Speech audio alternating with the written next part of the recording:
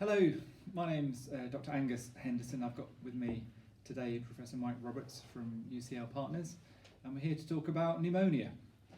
This is a video suitable for our fellow GPs in West Essex and our paramedics, nurse practitioners and all the others who will be seeing patients with pneumonia this winter and in the future. So Mike, my first question to you is, so why are we talking about pneumonia now? It's winter, and that's probably a big enough reason. We know that the average GP practice will see somewhere between about 100 and 120 cases of pneumonia in a year. That's quite a large caseload. We know that it can be quite challenging in primary care and community settings to determine how best to manage patients with probable community-acquired pneumonia. So this is an opportunity to try to help with some of those challenges. And tell us about the West Essex pathway and how this relates to that. Well, the West Essex pathway has been generated by the Respiratory Oversight Group, a group of clinicians mainly working across EPUT, Essex Partnership, University Trust and the Princess Alexandra Hospital Trust and our primary care colleagues. And on this slide here, Angus, you can see the pathway as we currently have it. So one of the key elements of the pathway is that as part of the clinical decision making, clinicians need to be able to assess the severity and mortality risk of a patient with probable community-acquired pneumonia using the CRB-65 scoring system. So can you describe to us what the CRB-65 score is? Of course. Well, the CRB-65, again, I've got happened to bring it with me here, this slide, is a validated evidence-based community assessment tool for predicting mortality and helping clinicians understand how they should manage their patients in terms of the seriousness of the condition and the immediacy of taking action. It's a simple 0 to 4 points score, which is based upon whether a patient in front of you is confused, has an increased respiratory rate of greater than 30 breaths per minute, a blood pressure which is low, systolic of less than 90 millimeters of mercury or a diastolic of less than 60 millimeters of mercury, and age of 65 or older. So you can score 1 point for each of those elements. And the pathway scores are shown from 0 to 4, and it seems as a GP that the patients with a score of 0 we can manage safely in the community. They have a low mortality risk and it'll be safe to manage there. And at the other end of the scale, those with a score of 2, 3 or 4 are likely to need hospital attention as have signs of severe disease. I think that's about right. So we know that the mortality and risk to patients with a score of 0 is extremely low, less than 1% mortality risk. And those patients should, under normal circumstances, be managed in their home or usual place of residence setting with an oral antibiotic according to the West Essex protocol.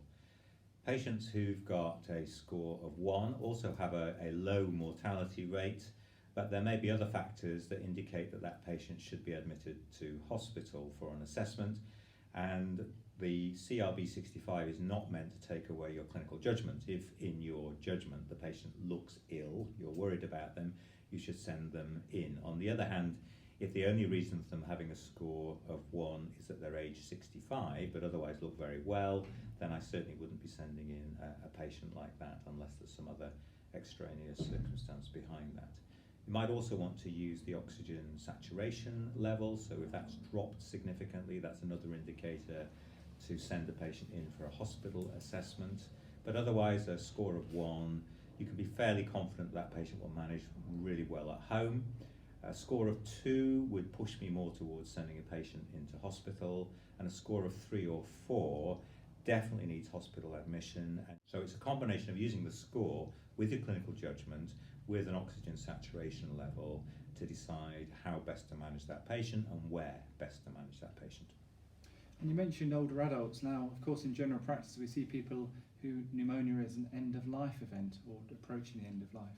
I wondered if you have any comments there about the applicability of the score, or whether we should be just using our clinical judgment. Yeah, you're right, we're absolutely right there, and providing that there is an agreed end-of-life pathway for that patient, then in most cases it would be inappropriate to send that patient to hospital regardless of the CRB 65.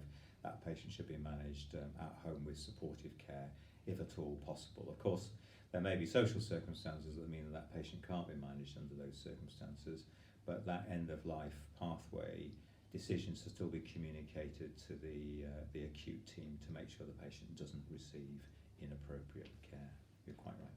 And a final point, I understand the hospitals use this scoring or a similar scoring system routinely, so there must be some benefits if we're all talking the same language across our health system. Yeah, absolutely. There's nothing worse than sending a patient to hospital and then the hospital team turning around, telling the patient, why on earth did your GP send you here in the first place? So we're using the same system, slightly modified. It's called URB 65. The curb 65 in hospital includes a blood urea measurement, which adds an extra dimension.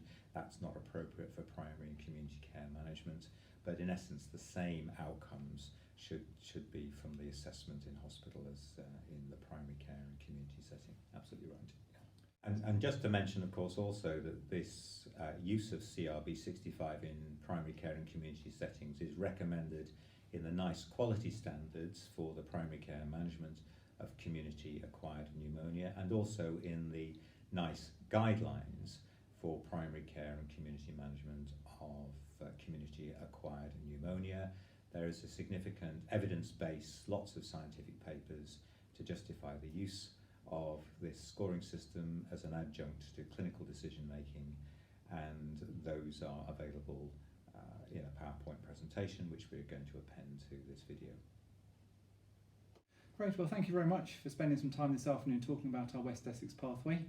All of these links are available on our website under the respiratory section, so I do recommend our GPs and nurses and paramedics have a chance to have a look